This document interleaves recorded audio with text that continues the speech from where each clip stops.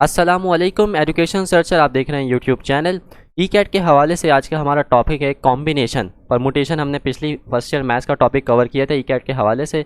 आज हम डिस्कस करेंगे कॉम्बिनेशन। पहले कॉम्बिनेशन को डिटेल्स में देखते हैं। कॉम्बिनेशन बेसिकली जहां ऑर्डर मैटर नहीं कर रहा होता वहां पर कॉम्बिनेशन का सवाल हम डिस्कस करते हैं एप्टीट्यूड के अंदर। फॉर्मूला आपके सामने मौजूद है, NCR equals to N factorial N minus R factorial R factorial. चीज़ों को अगर हम अरेंज करना चाह रहे हैं और ऑर्डर मैटर नहीं कर रहा, मतलब पहली वाली चीज़ शुरू में भी आ सकती है, इसी तरीके से शुरू वाली चीज़ लास्ट में भी आ सकती है अरेंजमेंट के तौर पर, तो वहाँ आता है कॉम्बिनेशन। परमुटेशन में ऑर्डर मैटर करता है। फॉर्मूले में भी डिफरेंस है। NCR, N is the number of object जो आपको अरेंज करना है, R कितने आपको सिलेक्टेड ऑब्जेक्ट उसमें से अरेंज करने हैं। तो ये हमें फॉर्मूला दिमाग के अंदर रखना है ई कैट क्वेश्चंस को सॉल्व करते वक्त।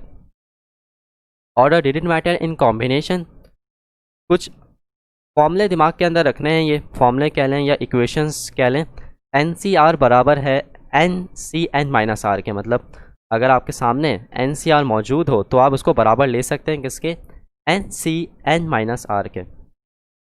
इसी तरीके से हमारे पास NC1 बराबर होता है किसके, N के, मतलब अगर यहाँ पर वैल्यू है मेरे पास 7 तो 7C1 बराबर होगा किसके, 7 के। नंबर ऑफ ऑब्जेक्ट्स टोटल आपको अगर 7 गिवन है और सिलेक्ट आपको उनमें से एक करना है, तो 7C1 वापस से जो रिजल्ट आएगा हमारे पास वो आएगा 7। तो बेसिकली इन आइडेंटिटीज़ को, इन रिजल्ट्स को आप दिमाग के अंदर रखेंगे तो बिना कैलकुलेटर के आप अपने आंसर तक पहुंच सकते हैं। एक और है, अगर ऑब्जेक्ट भी हमारे पास सेम है और जो हम सिलेक्ट कर रहे हैं ऑब्जेक्ट में से वो भी हमारे पास सेम है, दैट इज़ NCN, तो वहाँ पर जो रिजल्ट आएगा वो आएगा 1। रिलेशन परमुटेशन और कॉम्बिनेशन के दरमियान क्या है वो देखते हैं। NPR बराबर है NCR R फैक्टोरियल। तो सिंपल ये रिलेशन आपको दिमाग के अंदर याद रखना है कि NPR बराबर है P for permutation, C for combination. फर्क क्या आ रहा है दोनों के अंदर, सिर्फ R फैक्टोरियल मल्टीप्लाई हो रहा है NCR से, तो ये रिलेशन बना परमुटेशन और कॉम्बिनेशन का। कॉम्बिनेशन के सवाल देखते हैं ई कैट के हवाले से।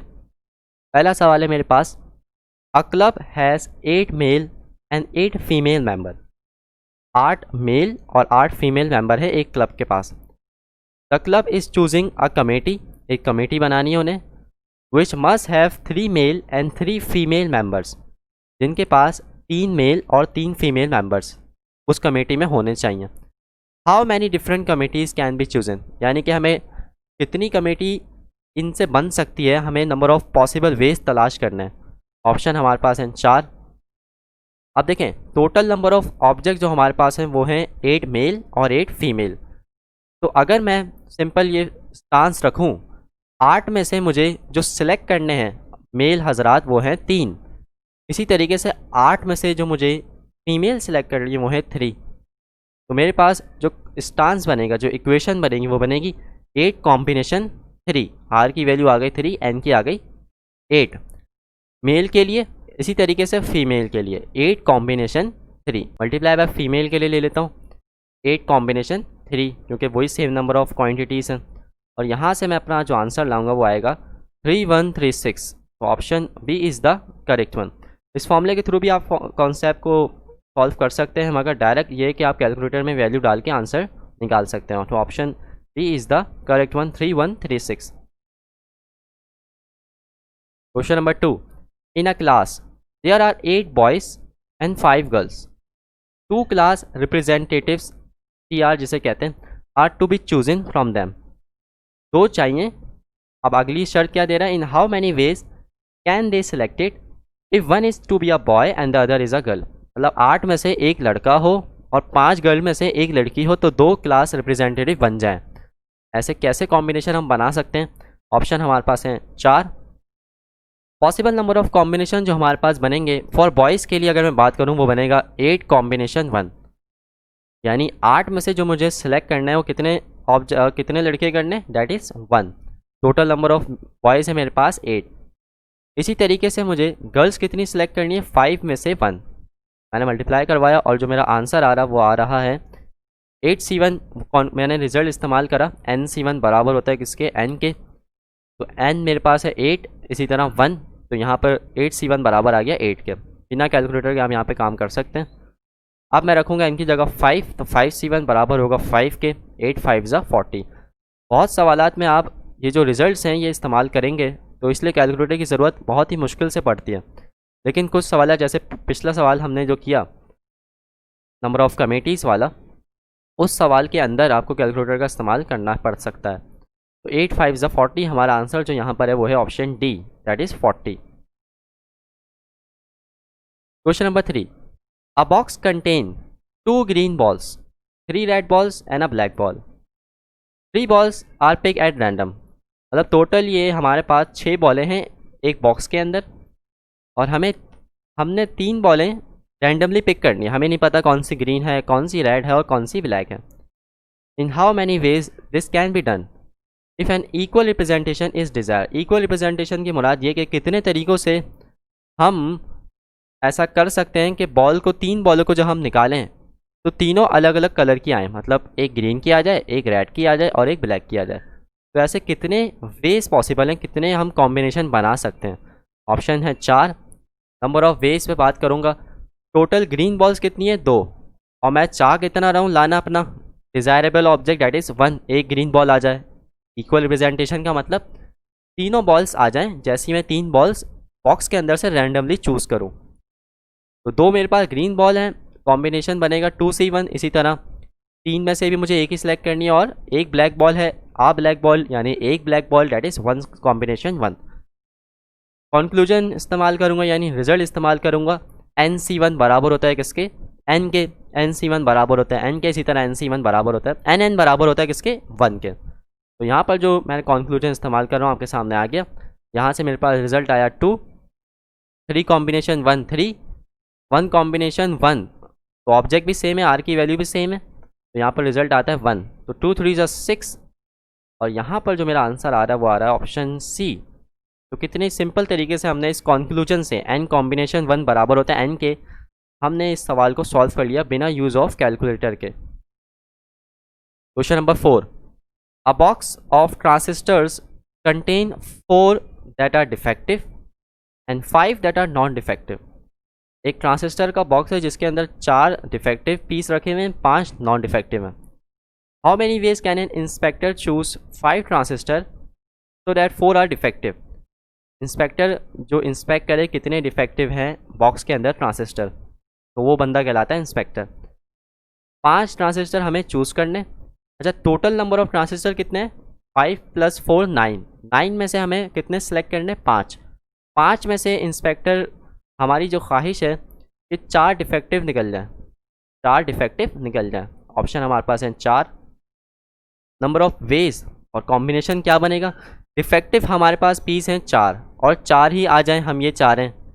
5 जब हम निकालें ट्रांजिस्टर के अंदर से, तो 5 में से 4 हमें डिफेक्टिव मिले और एक नॉन डिफेक्टिव मिले, तो कॉम्बिनेशन बनेगा 4 हमारे पास डिफेक्टिव सेट्स हैं, डिफेक्टिव ट्रांजिस्टर्स हैं, सेलेक्ट भी हमें 4 ही करना है। तो यहाँ से कॉम्बिनेशन बना 4 combination 4 multiply by non defective हमारे पास है कितने, 5, और उनमें से एक सिलेक्ट करना है।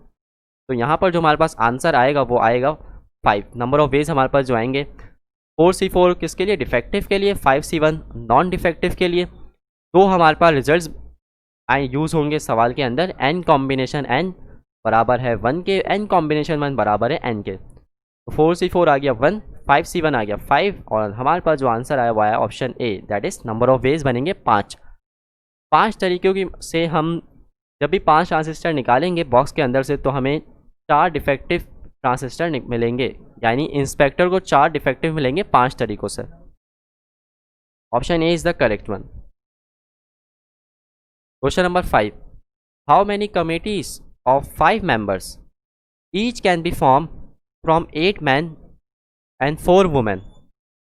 5 मेंबर की कमेटी बनानी है, each can be from 8 man and 4 women, यानी 8 आदमियों से और 4 ख़वातीन से बनानी है।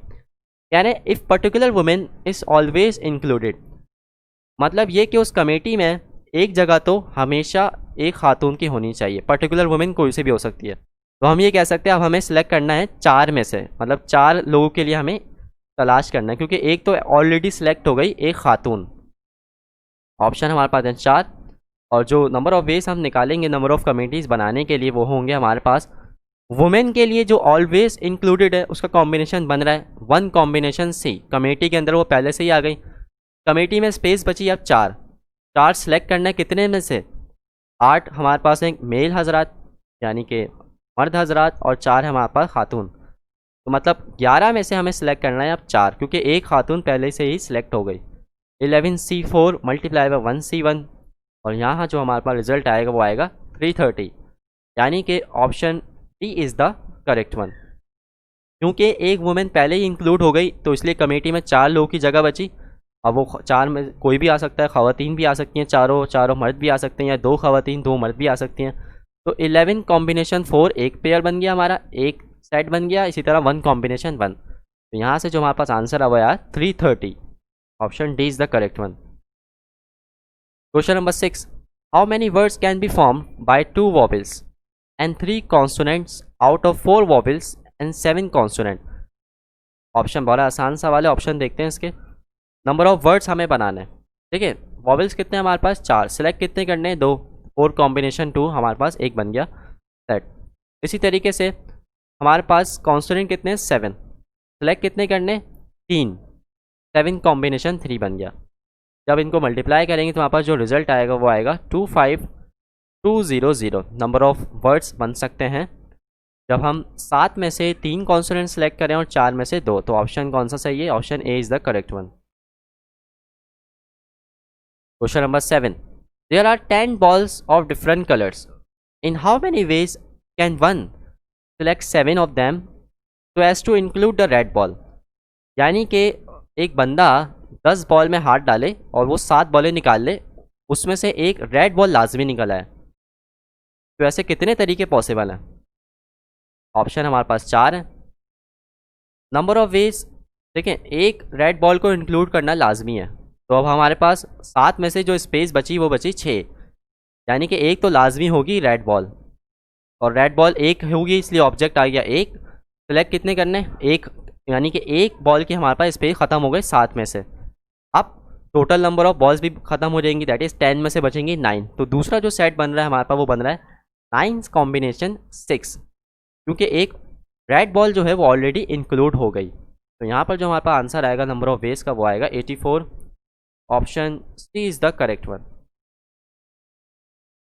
Question number 8, if a team of cricket is being made 11 players selected out of 15 player squad, in how many ways 5 batsmen, 5 bowlers and 1 wicket keeper selected from 6 batsmen, 7 bowlers and 2 wicket keepers। तो number of objects भी मौजूद हैं और कितने हमें requirement है, हमारी desired क्या है, सेलेक्ट कितने करने हैं वो भी मौजूद है।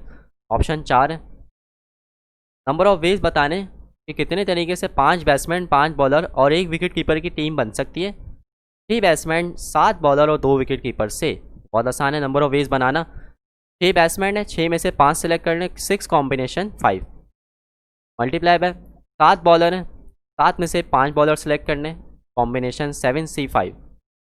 इसी तरीके से 2 विकेट कीपर है, एक हमें 11 की टीम बनानी है तो 2 में से 1 सेलेक्ट करना है, मल्टीप्लाई करेंगे हमारे पास जो आंसर आएगा वो आएगा, अब देख लें एन, ये वाला जो कंक्लूजन लग रहा है यहाँ पर वो लग रहा है NCN-R, तीनों में यही लग रहा है NCN-R। तो उसका जो रिजल्ट आता था वो आता था N। यहाँ से आ गया 6, 7C5 भी 7 के बराबर है, 2C1 भी 2 के बराबर है। शुरू में जो आपको सारे कंक्लूजन दिखाए थे, जो रिजल्ट्स दिखाए थे वो बड़े इंपॉर्टेंट हैं सवालात को सॉल्व करने के लिए। बिना कैलकुलेटर के थ्रू आप आंसर तक पहुँच सकते हैं और इसी टाइप के ज़्यादातर सवाल आते हैं। नंबर ऑफ वेज हमारे पास जो आ रहे हैं वो आ रहे हैं 84। Option C is the correct one. Question number 9, if NPR equals to 240 and NCR equals to 120 then N equals to, अब देखें N की वैल्यू बतानी है हम, तो सिंपल तरीका हम फॉर्मूला इस्तेमाल करते हैं। First we have to find the value of R, क्योंकि अगर R की वैल्यू नहीं पता होगी, 2 अननोन है यहाँ पर, R भी और N भी, किसी एक की पता चल जाए जल्दी से वैल्यू तो हम N तक पहुँच सकते हैं। NPR बराबर होता है रिलेशन, जो मैंने आपको स्टार्ट में स्लाइड्स में दिखाया था, NPR बराबर होता है NCR R फैक्टोरियल, क्योंकि NPR की वैल्यू 240 है और NCR की वैल्यू 120, यहाँ से मेरे पास R आ जाएगा 2। अब सिंपल मैं किसी में भी इक्वेशन में रख दूँ तो मुझे N की वैल्यू मिल जाएगी। मैं फॉर्मूला इस्तेमाल करता हूँ, मुझे फॉर्मूला ज़्यादा आसान लगता है क्योंकि इसमें ऑप्शन आप चेक करेंगे बारी बारी तो आपको टाइम ज़्यादा लगेगा। फॉर्मूला इस्तेमाल करते हैं, NPR का फॉर्मूला इस्तेमाल कर रहा हूँ, NPR n factorial divided by n minus R factorial, और NPR की वैल्यू रख दी 240, n फैक्टोरियल को मैंने रोक दिया जाकर n माइनस 2 फैक्टोरियल तक, और यहाँ से n minus 2 factorial n minus 2 factorial cancel out हो गए, और एक क्वाड्रेटिक इक्वेशन हमारे सामने आएगी, और इसको डायरेक्ट फॉर्मूले में डाल के हमारे पास जो वैल्यू आएगी n की डेट इज 16 भी आ रही है और -15 भी आ रही है। तो आपको माइनस वाली वैल्यू को इग्नोर कर देना है, सिर्फ और सिर्फ पॉजिटिव वैल्यू लेनी, डेट इज 16। तो option A is the correct one. तो सबसे पहले आपको आर निकालना है, और बाद औकात सिर्फ आर ही पूछ लिया जाता है तो आर का भी आंसर आ सकता है, लेकिन एक स्टेप बढ़ गया, दैट इज़ एन भी निकालना है आपको। तो फॉर्मूला भी दिमाग में रख सकते हैं, या चारों ऑप्शन पुट करके आप आर की वैल्यू तो आपको पता चल गई, तो ये एन की वैल्यू चारों गिवन है, बारी बारी पुट करें और आपको पास आंसर आ जाएगा। लेकिन लंबा तरीका है ये, क्योंकि हो सकता है कि आखिरी ऑप्शन सही हो तो उसमें आपको ज़्यादा टाइम लग जाएगा, इससे अच्छा आप ये कि फॉर्मूले के थ्रू ही कर लें। तो ये थे हमारे क्वेश्चंस जो कि आते हैं पास पेपर्स के अंदर, किसके हवाले से, कॉम्बिनेशन के हवाले से। अगली जो वीडियो हमारे पास होगी वो होगी प्रोबेबिलिटी की। अगर वीडियो पसंद आई तो उसको लाइक करें, चैनल को सब्सक्राइब करें, बेल आइकन को प्रेस करें ताकि अगली वीडियो की नोटिफिकेशन आपके पास जल्द से जल्द पहुँचे। अल्लाह हाफिज़, अगली वीडियो तक के लिए।